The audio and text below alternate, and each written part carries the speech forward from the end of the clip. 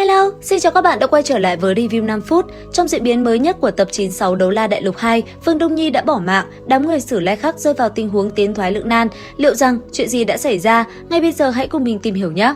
Sau khi dẫn dụ đoàn người của Huyền Lão đi về phía Tây, thì quốc sư Trung Ly Ô đã cho đám tà hồn sư dùng tinh huyết của một cặp tình nhân phản bội nhau để kích hoạt Càn Khôn Vấn Tỉnh Cốc. Theo như lời của tên này mà nói thì nơi thần bí kia đã vây hãm tổ phụ của hắn 100 năm, tu vi của tổ phụ còn mạnh hơn Long Tiêu Giao rất nhiều. Một khi phạm sai lầm sẽ bị giam cầm ít nhất 10 năm cho đến lúc mất. Mà sau khi dẫn động, thậm chí ngay cả phong hào đấu la cũng không cách nào phi hành, nhất định phải trải qua khảo nghiệm, trong đó mới có khả năng đi ra. Những người bị ném vào đó có thể còn sống trở ra rất hiếm. Hơn nữa, hắn cũng cho người canh ở lối ra, đảm bảo lần này không ai sống sót. Cũng trong lúc ấy thì Huyền Lão đã sắp xếp cả nhóm chia thành 3 tổ, trong đó Thất Quái Sử Lai Khắc một tổ do Huyền Lão đích thân dẫn đội sẽ đi đầu. Tiếp theo là Vương Thu Nhi cùng những đội viên dự thi do Chiến Thần Tiên Lâm Nhi chỉ huy đi ở giữa, những người còn lại cùng dự bị của Đường Môn là nhóm đông nhất sẽ do 4 phong hào đấu la của Học viện Sử Lai Khắc dẫn theo sau để đảm bảo an toàn. Không lâu sau, đúng như dự tính của đám tà hồn sư thì hai đội dẫn đầu đã bị cuốn vào Càn Khôn Vấn Tỉnh Cốc. Nhìn thấy dị tượng này, Hoắc Vũ Hạo vội lên tiếng nhắc nhở, nếu lát nữa có tiếng hỏi gì vang lên, mọi người nhất định phải nói thật, đặc biệt là chuyện về phương diện tình cảm, một khi nói dối thì sẽ nguy hiểm đến tính mạng. Lúc trước, Hoắc Vũ Hạo có được Đường Môn Độc Thiên từ trong băng hỏa lượng nghi nhãn tại Lạc Nhật Xâm Lâm, từ đó đọc được những ghi chép có liên quan. Nơi trước mắt này cũng chính là một trong tam đại tụ bảo địa, hơn nữa xếp hạng còn cao hơn cả băng hỏa lượng nghi nhãn. Truyền thuyết nơi này là do thần tình yêu trong thần giới bị người yêu phản bội, vì thế cực kỳ hận người phản bội tình cảm. Sau khi vẫn lạc ở nhân gian thì tạo thành nơi này. Chỉ có những người có tình cảm thật sự mới có thể sống sót rời khỏi đây, thậm chí còn được lợi. Mà tất cả những người nói dối lừa gạt đều sẽ bị trừng phạt nghiêm khắc. Bánh xe vận mệnh bắt đầu quay, khảo nghiệm đầu tiên của Càn Khôn Vấn Tỉnh Cốc mang tên Càn Khôn Vấn Tỉnh Mạo Hiểm Chân Tâm chính thức bắt đầu. Khi được hỏi về người mình yêu, Bối Bối không do dự nói tên Đường Nhã, hắn nguyện đánh đuổi bất cứ giá nào để người yêu được hạnh phúc.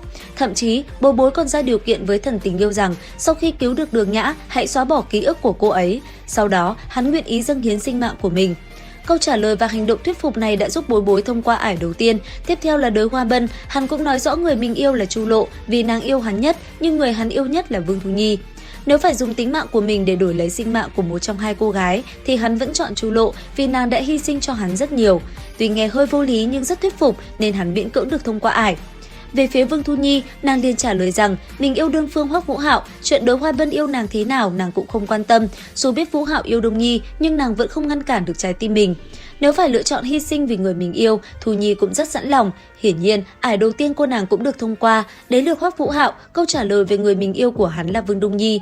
Khi được hỏi về cảm nghĩ khi biết Thu Nhi cũng thích hắn, thì Hoắc Vũ Hạo liền trả lời rằng Thu Nhi là một cô gái tốt, nếu không gặp Đông Nhi trước thì có lẽ hắn sẽ yêu Thu Nhi. Hắn cũng thừa nhận đã từng động lòng trước Thu Nhi vì cô ấy rất giống người yêu mình. Tuy nhiên, nếu phải hy sinh để đổi lấy sinh mạng cho Đông Nhi thì hắn rất sẵn lòng. Chuyển đến Vương Đông Nhi, khi nghe được câu trả lời của Vũ Hạo trước đó, cô thành thật trả lời rằng mình từng có ý định tác hợp cho hai người họ, nhưng Vũ Hạo yêu cô, còn Thu Nhi không chấp nhận sự bố thí trong tình cảm. Dù vậy, cô chắc chắn mình nguyện ý từ bỏ sinh mạng vì Hoắc Vũ Hạo.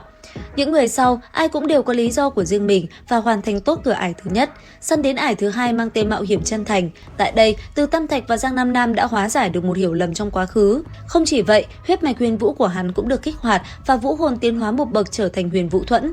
Tuy nhiên, thử thách tiếp theo của Vương Thu Nhi lại là đánh bại Vương Đông Nhi và Hoắc Vũ Hạo mới là cao trào của tập này. Hoắc Vũ Hạo thay mặt Đông Nhi solo với Vương Thu Nhi, cuộc chiến giữa hai người diễn ra hết sức quyết liệt.